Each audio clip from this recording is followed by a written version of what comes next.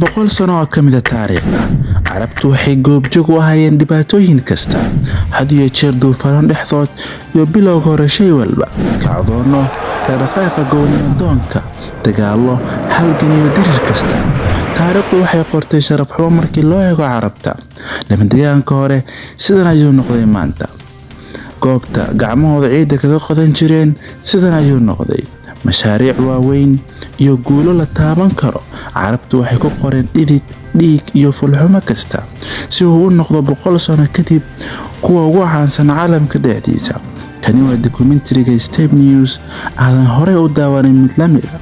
halkan waxaa idinkaga soo tabin doonaa waxa soo maray carabta 100 sano taariikhda ka mid ah.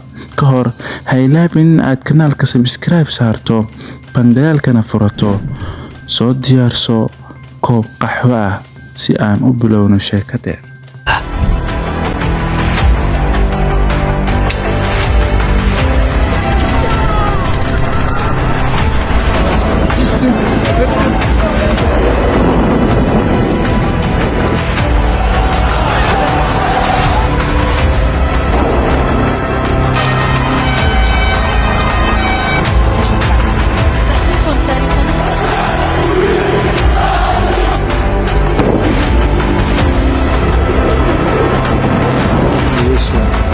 As Israel's capital.